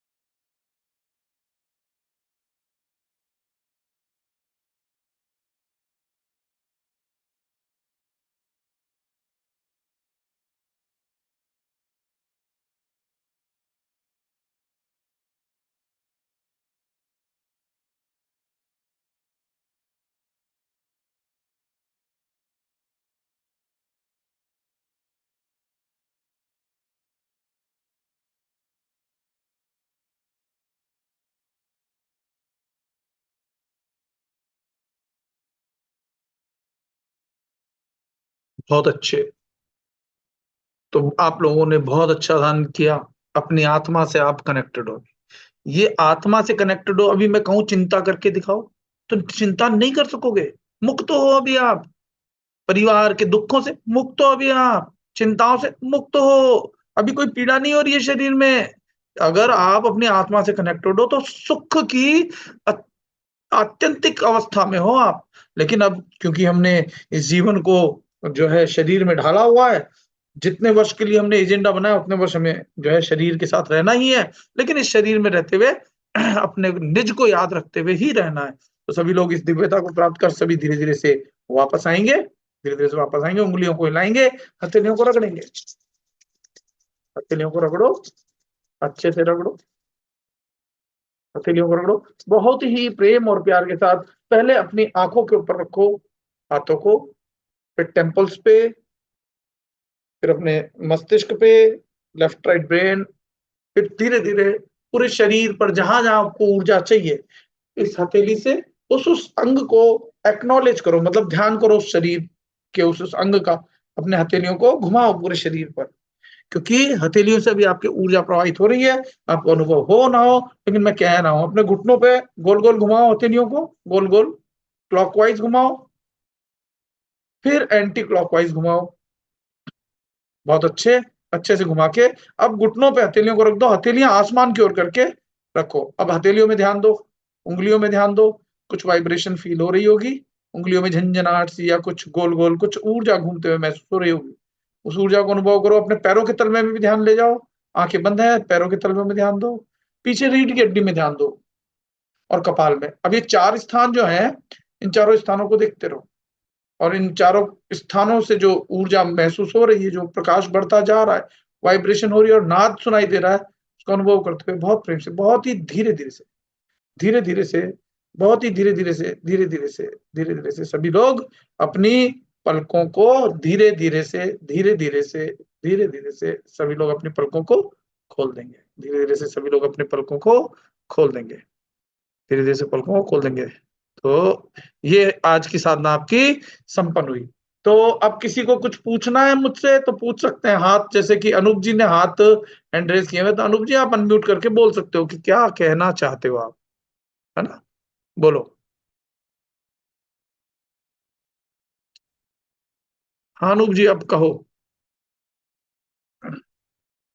आपका हैंड रेज है, मैंने अनम्यूट नहीं हो पा रहे हो क्या? मैं एक बार देखता हूँ, चेक करता हूँ, रुको एक सेकंड, एक सेकंड रुको आप। हाँ ठीक है, मैं अलाउ करता हूँ, एक सेकंड रुकिए। हाँ अब आप बोलो अनूप जी, बोलिए। नमस्कार भैया, एम ऑडिबल? मैं सुना हाँ जा पा हाँ रहा हूँ? बिल्कुल बिल्कुल। ओके। एक्चुअली एक एक्सपीरियंस आज का शेयर करना था, और मेरे 2 क्वेश्चंस भी थे। हाँ ठीक है, एक एक करके बताओ। तो मैं पहले क्या बताऊं, पहले अनुभव बता दूं, क्वेश्चंस बाद में दूं, कैसे करूं? चलो पहले अनुभव बता दो, फिर क्वेश्चंस पे आते हैं ना। हाँ, अनुभव में जब आज की साधना में कुछ समय बाद में ही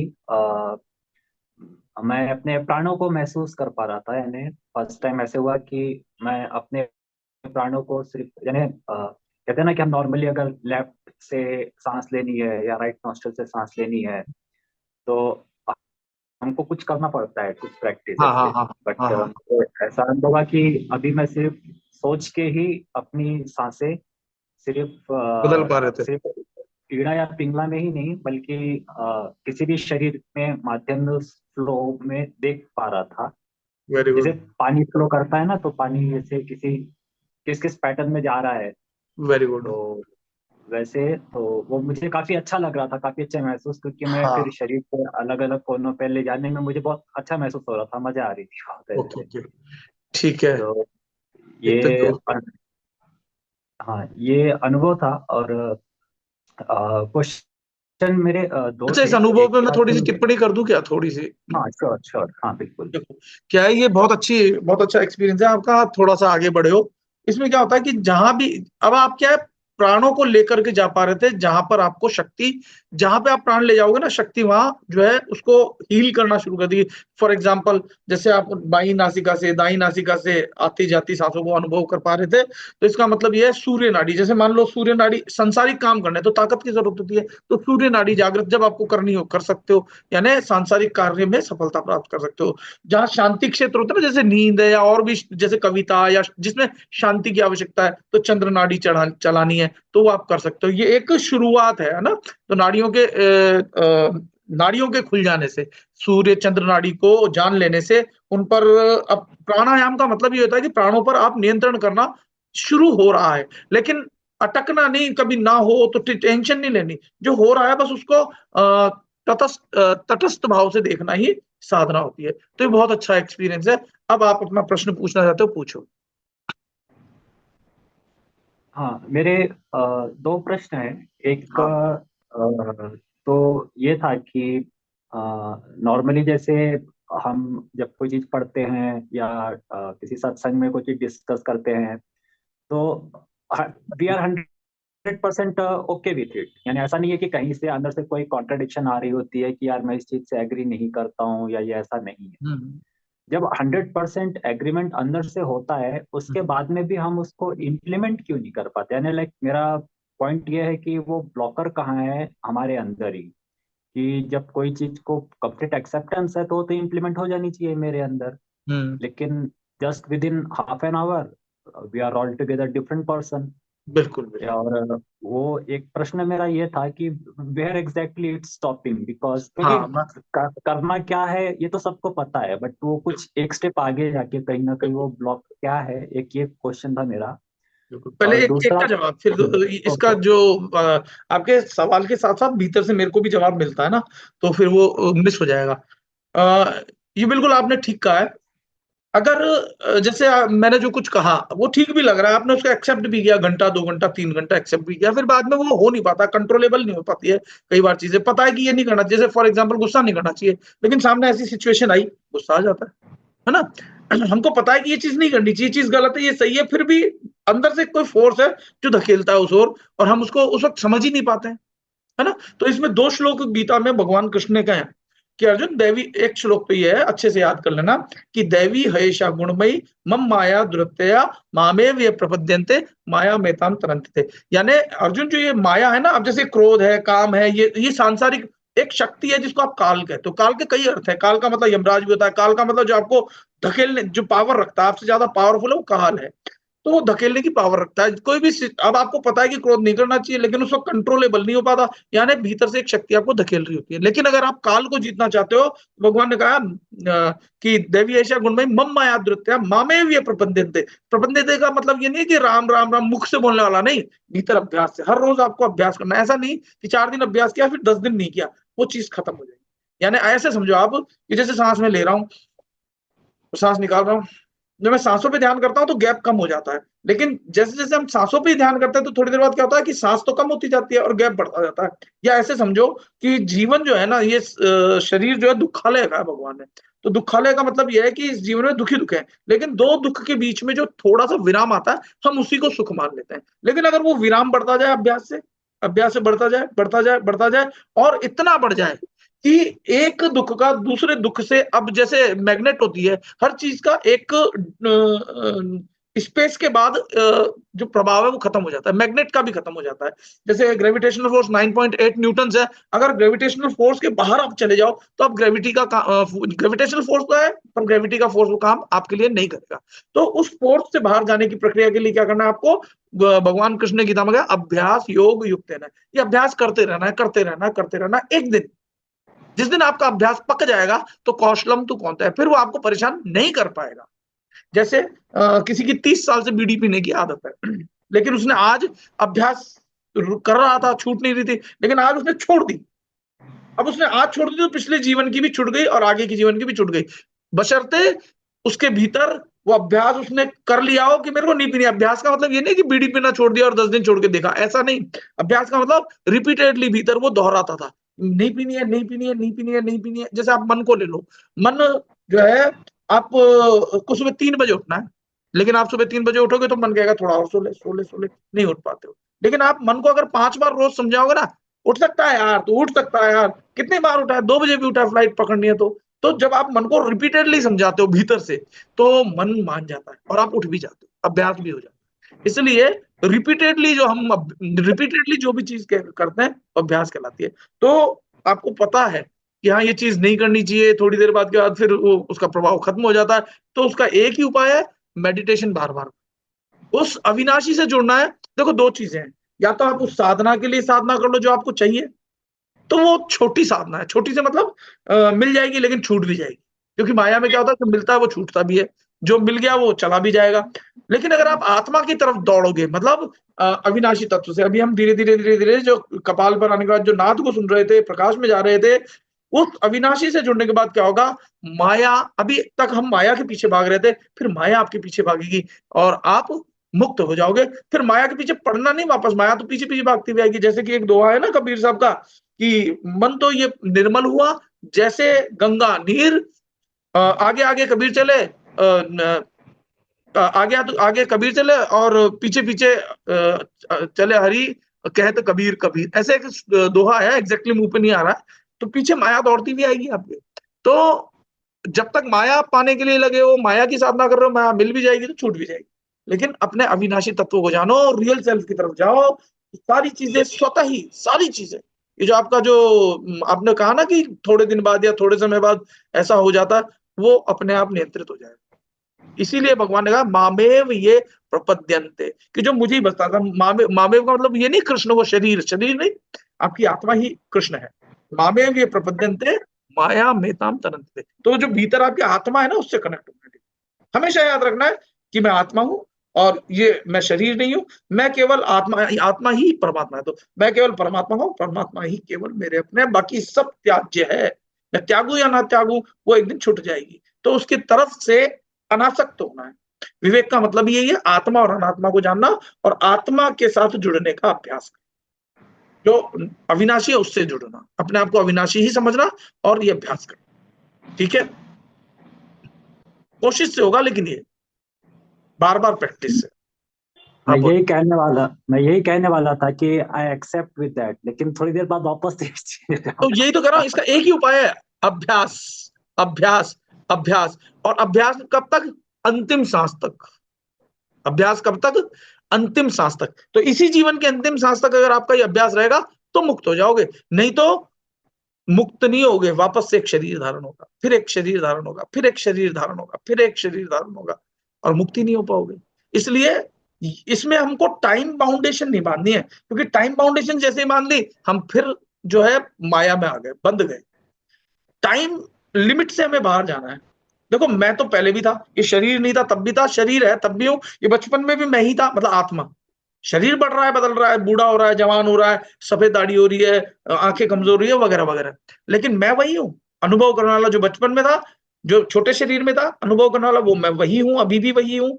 ये शरीर बड़ा हो गया तो भी वही हूँ, बूढ़ा हो गया तो भी वही हूँ, बुढ़ा हो जाएगा, जर्जर हो जाएगा तो भी मैं वही रहने वाला हूँ, और ये शरीर छूट जाएगा तो भी मैं वही रहने वाला हूँ। उसको जानने का अभ्यास करने से, करते करते करते करते करते करते करते करते एक दिन होगा, रियलाइज्ड हो जाएगा।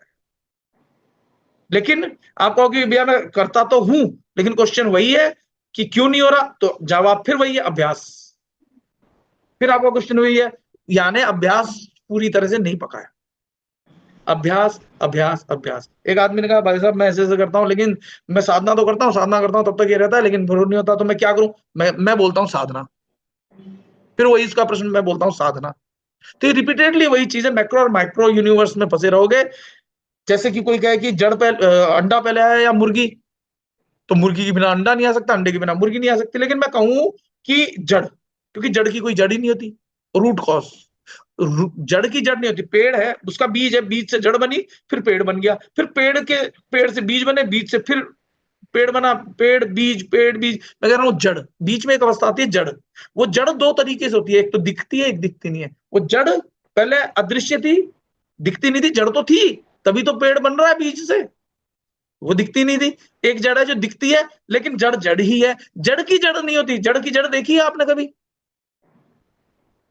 दृश्य जगत और अदृश्य जगत, दोनों ही जगह वो विद्यमान है।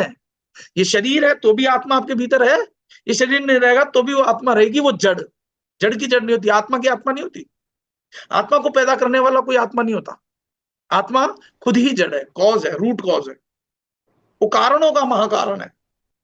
थोड़ा सा कंफ्यूजन भी हो सकता है, लेकिन ये जब तक भीतर आपका चेतना का स्तर उठ जाएगा तो आपको खुद से समझ में आ जाएगा। ये वो चीज है कि ये गूंगे का गुड़ है, गूंगे को दे दो वो समझ तो जाएगा खाते, लेकिन बता नहीं पाएगा। ये वो अवस्था है। बात समझ में आ रही है? कुछ कुछ समझ में आ रही है, पूरी तो देखो आपको खुद को ही जानना होगा, क्योंकि मैंने कहा ना ये गूंगे का गुड़ है। ये आप खुद चख के समझ जाओगे, फिर बता नहीं पाओगे। बस कितना भी बताओ सामने वाला, जितना उसका लेवल होगा उतना ही समझ पाएगा। हाँ, आप सेल्फ रियलाइज्ड हो गए फिर समझ जाओगे, फिर मैं बोल रहा हूं वो भी समझ जाओगे। ठीक है ना? तो आपके प्रश्न का वही जवाब, अभ्यास। ऐसा नहीं कि आज 4 दिन अभ्यास किया फिर 3 दिन साधना छोड़ दी, बेकार हो जाएगा। और एक रिपीटेडली दिमाग में घूमता रहे कि मैं आत्मा हूं, मैं अविनाशी हूं, और जो कुछ भी इसके अतिरिक्त सब नाशवान है। ठीक है, चलिए। और किसी को कुछ पूछना है? मेरे 2 क्वेश्चन थे। अच्छा, एक और, हाँ ठीक है, पूछ लीजिए। एक क्वेश्चन मेरा ये था कि नॉर्मली जैसे हम डिस्कस कर रहे थे, जैसे राम जी के हमने 4 इसमें था कि एक घट घट में हाँ राम, हाँ हाँ हाँ यानी हाँ मेरा क्वेश्चन इसी एस्पेक्ट में है, यानी सिर्फ राम जी से रिलेटेड नहीं कि सेम ही विषय पर हमारे चिंतन अलग अलग होते हैं और इंटेंसिटी बढ़ते क्या कम होती है। जब कभी कभी हम जब भाव विभोर होते हैं तब हम सगुण रूप में करने में हमें कोई दिक्कत नहीं होती है, या फिर और वो ऐसा ही नहीं है कि सिर्फ व्यक्ति में ही हूँ, कभी कभी मुझे सगुण रूप में या चैंटिंग में या किसी भजन सुनने में या मंत्र में बड़ा आनंद आता है। ठीक है। एंड डाउन द लाइन पे कभी कभी ज्ञान योग की, यानी कभी कभी उसको अंडरस्टैंडिंग लेना, और तब जब हम उसको अंडरस्टैंडिंग लेते हैं या उसके ऊपर तर्क लगाने लगते हैं तब वो थोड़ी सगुणता हट जाती है और फिर कभी तार्किक रूप में आ ठीक जाते हैं ऐसे। ठीक है। ठीक है। तो इन सब प्रकरणों में एक धारणा मेरी बन ही नहीं पाती है और साधना एक डायरेक्शन में जा ही नहीं पाती है। ठीक है, तो एक धारणा को कैसे कॉन्क्रीट किया जाए अपने अंदर, मैं बताता हूँ। क्योंकि गलत तो दोनों नहीं लगते, अंदर ऐसे दोनों सही लगते हैं। ठीक है। और लेकिन यही है कि धारणाएं बदलती हैं, कभी ज्यादा बुक पढ़ूंगा तो कभी कुछ और करूंगा, तो एक धारणा नहीं बन पाती। तो एक स्थिति कैसे पकड़े धारणा की? हाँ ठीक है, अब मैं बताता हूँ कि देखिए, बाबा जी कहा करते थे, और ये मेरा खुद का भी अनुभव है, कि बाबा जी जो कहा करते थे, बाबा जी कहते बहुत बात थे, लेकिन उनमें है ना कुछ होती थी, कीवर्ड्स होते थे, कीवर्ड्स। उनको अगर आप पकड़ोगे ना तो एक शब्द है, बाबा जी कहते थे कि आपको ध्याओ, आपको भजो, आप में आपके राम जी, आप जी होकर रहते हैं। हमेशा उन्होंने बार बार कहा है, लेकिन लोगों ने वो यंत्र ले लूं, ये खरीद लूं, वो खरीद लूं, मैंने भी खरीदा है, ऐसी बात नहीं, मैंने बहुत पूजाई की है, साधनाएं की है, पहली चीज। दूसरी चीज, बाबा जी कहते थे कि मैं कब पढ़िया लिखिया नहीं हूं, ऐसे कहते थे कि मैं बहुत सी किताबें लाया और आधे पन्ने से ज्यादा मैंने कभी पढ़ा नहीं। फिर एक शब्द कहते थे जो कि वाकई बहुत जबरदस्त चीज थी, वो थी be the book and be the reader, then only you can get the real knowledge, real wisdom. तो आप बाहर की गीता, पुराण, इतिहास या जो भी पढ़ोगे उसमें ज्ञान छिपा हुआ है, लेकिन वो कोडेड है। जैसे फॉर एग्जाम्पल, ऐसे कैसे देवी देवता हुए जो कि अपनी गुरु की पत्नी के साथ ही कुछ कर रहे हैं, हम कैसे किसी को मर्यादा सिखाएंगे? समझ रहे हो ना कि मैं कहां पे कह रहा हूं? अहिल्या पत्थर बन गई थी, किस वजह से बन गई थी, कथा पता होगी आपको। तो ये सब क्या है? सही है क्या वो देवी देवता जिनको हम पूजते हैं? एक तरफ कहते हो कि जीव हिंसा पाप है, जीव हत्या नहीं करनी चाहिए, और राम जी हिरण को मारने चल दिए, सही है क्या? वो गलत है। तो कथाओं में दोनों चीजें आएंगी, क्योंकि ड्युअलिटी है, सगुण रूप में बता रहे हो ना, तो सगुण में जो है अच्छाई भी आएगी तो बुराई भी आएगी, एस्पेक्ट बदलेंगे आपके। लेकिन जब आप भीतर जाओगे ना, बी द बुक, आप खुद किताब बनोगे और खुद ही उसको पढ़ने वाले बनोगे, तो आपको रियल नॉलेज होगा।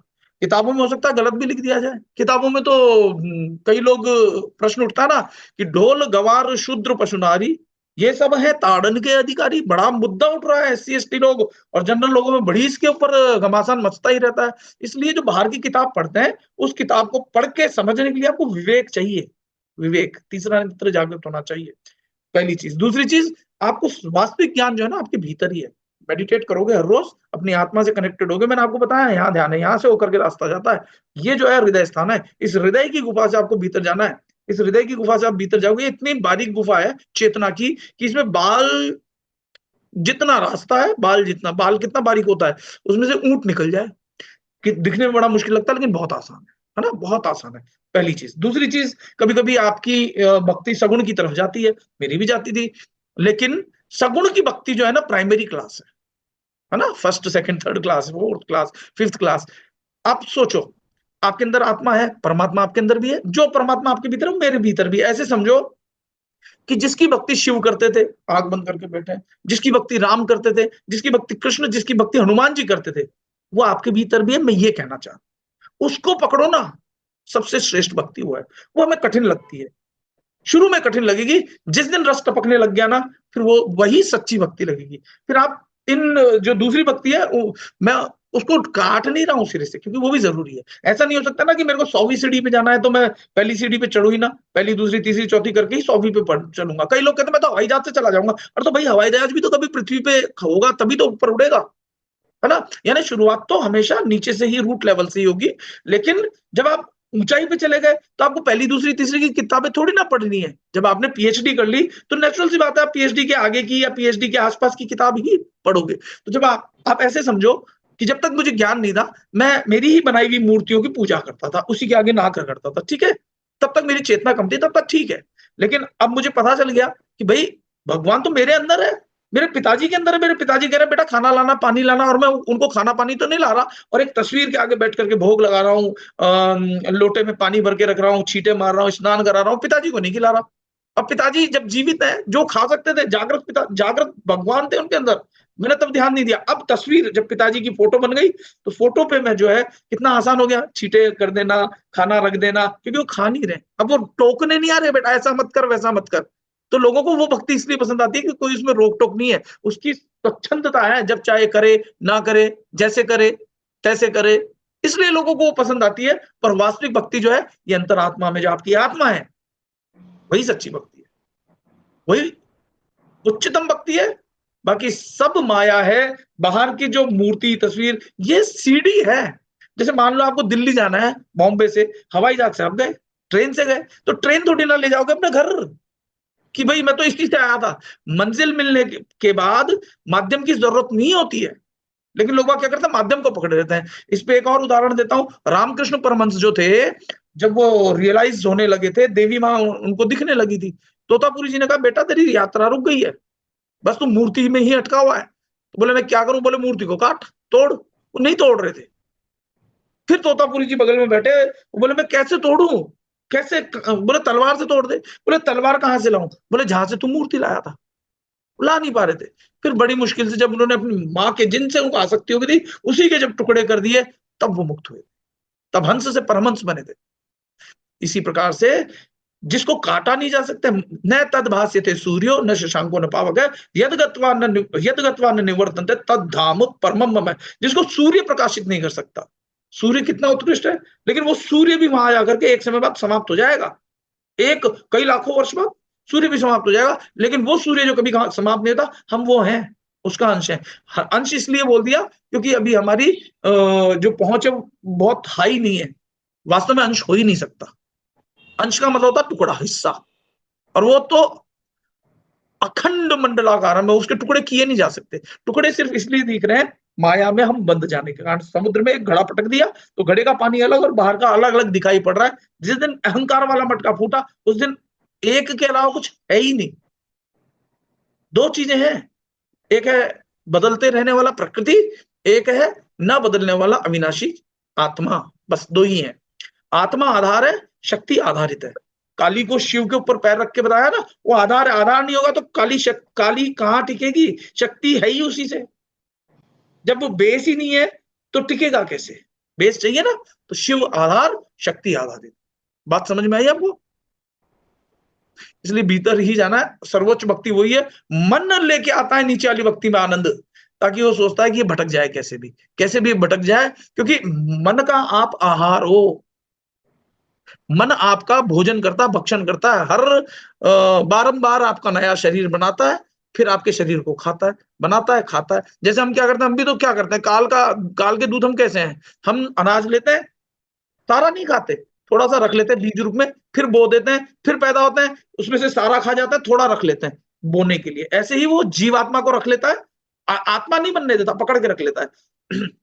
ममैवांशो जीव लोके जीव भूत सनातन है, मन षष्ठानि इंद्रियाणि प्रकृति स्थानी कृष्टि शरीरम यद्वाप्नोति यच्चाप्युत कामतीश्वर गृहीत्वतानि संयाति वायुर्गंधा निवास्यत। कि मेरा ही तो सनातन अंश है, भगवान कृष्ण कहते हैं। लेकिन मन षष्ठानि इंद्रियाणि, ये जो 5 इंद्रियां हैं, ये छठी इंद्रिय मन के साथ चली जाती है दूसरे शरीर में। जैसे एक स्थान से वायु गंध को ले जाता है, ठीक इसी प्रकार से ये मन अपनी इंद्रियों सहित, विषय वासनाओं की जो इंद्रियां हैं उस सहित दूसरे शरीर में प्रवेश कर जाता है, और फिर वहां अब भोगता रहता है जीवन को, है ना।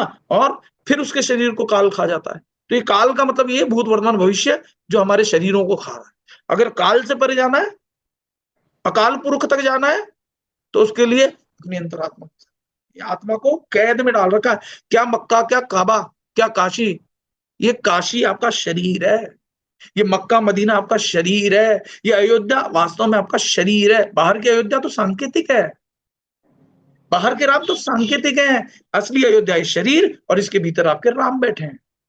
असली काबा ये आपका शरीर, और इसके अंदर जो अल्लाह या जो खुदा बैठा है वो इसके अंदर बैठा है। हम अंदर वाले को नहीं जान रहे, हम बाहर बाहर ढूंढ रहे हैं, नहीं मिलेगा। बाहर वाला तो हमें अभ्यास है कि भाई हम अंदर वाले तक जा सकते। आज ये बात समझ में। तो इस शरीर को मंदिर मानो, मस्जिद मानो, गुरुद्वारा मानो, हरिद्वार मानो, ये शरीर है। और द्वार कौन सा है? देखो ये मस्जिद है, ये गुरुद्वारा है ना, इसका एक द्वार है गुरुद्वारा, हरिद्वार, ये यहाँ पे मंदिर। मन के अंदर आत्म जीवात्मा, और जीवात्मा के अंदर आत्मा, और आत्मा से और सूक्ष्मतम चले जाओगे तो आप ही परमात्मा। ठीक है, अभ्यास से होगा, लेकिन जवाब मेरा वही है, अभ्यास। ठीक है, मेरे ख्याल में सबके सवाल और नहीं होंगे। किसी को अगर पूछना हो तो फिर भी मैं समय दे रहा हूं, आप पूछ सकते हो। किसी को पूछना है, हैंड रेज कर सकते हैं। 1 2 3। तो मुझे लगता है आप किसी को कुछ नहीं पूछना, तो बहुत बहुत धन्यवाद आप सबका, आपने साधना की। अब मेरा एक गुरु दक्षिणा के रूप में ज्यादा कुछ नहीं मांग रहा हूं। एक तो मैं इसको YouTube पे डालूंगा, मेरे चैनल को आप सब लोग सब्सक्राइब करो, सबको शेयर कर दो, जितने आपके ग्रुप है सब में शेयर कर दो। ये मेरी गुरु दक्षिणा है, सब लोग देखें, उनका जीवन बदले तो उनका जीवन बदलेगा, निश्चित रूप से पहले आपका बदलेगा। और मेरे माध्यम से आप तक अगर ज्ञान पहुंच रहा है तो निश्चित रूप से मैं भी और ऊंचाइयों को प्राप्त हूं। तो ये YouTube को ज्यादा से ज्यादा सब्सक्राइब करो, शेयर करो चैनल को। मेरे बहुत सारे वीडियोस हैं, देखो, ज्ञानवर्धक वीडियो देखो। एंटरटेनमेंट वाले भी मैंने शॉर्ट वीडियो बना रखे, वो एंटरटेनमेंट की मर्जी है, वो तो आपकी देखना या नहीं देखना। लेकिन इस ज्ञान को लगातार बार बार सुनने से आपका जीवन बदलेगा, बदला है बहुत से लोगों का बदला। तो मेरा ये निवेदन है, मैं अभी इसको रिकॉर्ड होने के बाद YouTube पे अपलोड करूंगा, डालू और सबको बोलू देखें, जीवन बदलेगा। एक बात, ये तो है मेरा निवेदन, गुरु दक्षिणा। दूसरा है कि वास्तव में आप अगर अपना जीवन बदलना चाहते हो तो देखो, स्वयं से साधना करना थोड़ा मुश्किल होता है, क्योंकि विपरीत फोर्सेस काम कर रही होती है। तो हम लोग हर रोज साधना करते हैं, रेगुलर मेंबर्स हैं, उसमें 600 रुपीज में फीस लेता हूं महीने की। और 600 में 2 टाइम साधना होती है, सुबह भी होती है और शाम को, डेली होती है। ठीक है ना। कभी कभी कोई, क्योंकि मैं भी गवर्नमेंट जॉब में हूं, तो विपरीत परिस्थिति अगर हो जाती है तो हम टाइम को कैसे भी आगे पीछे करके करते हैं। तो जो लोग भी इंटरेस्टेड हो वो 600 रुपीज देके मंथ की साधना कर सकते हैं। उस साधना से क्या होगा, कर तो आप देखो, बच्चा पढ़ तो खुद से भी सकता है, घर में भी पढ़ सकता है, ट्यूटर लगा दो। पर स्कूल जाने से, रेगुलर पढ़ने से क्या होता है, माहौल मिलता है, एनवायरनमेंट मिलता है। नदी बह रही है, उस नदी की बहती धारा में तैरना बहुत आसान होता है। अगर बहती धारा नहीं होगी तो मुश्किलें आती हैं बहुत। तो अगर कोई इंटरेस्टेड हो तो वो 600 रुपए उसकी फीस है। उसके लिए मैंने एक अलग ग्रुप बना रखा है, पाथ ऑफ सेल्फ रियलाइजेशन। उसमें लोग साधना करते हैं। तो डेली साधना किसी ने अगर करनी है तो उसमें 600 रुपीज मंथली फीस है। कुछ लोगों की प्रॉब्लम होती है कि भैया हम एक ही टाइम करेंगे, तो वो 300 रुपीज मंथ की भी दे करके एक टाइम साधना करते हैं, या तो सुबह या शाम। तो वो आपकी इच्छा पे। बाकी YouTube चैनल आप सबने सब्सक्राइब भी करना है, शेयर भी करना है। मैं टाइम टू टाइम हफ्ते 15-20 दिन में एक साधना आपको फ्री दूंगा। ठीक है।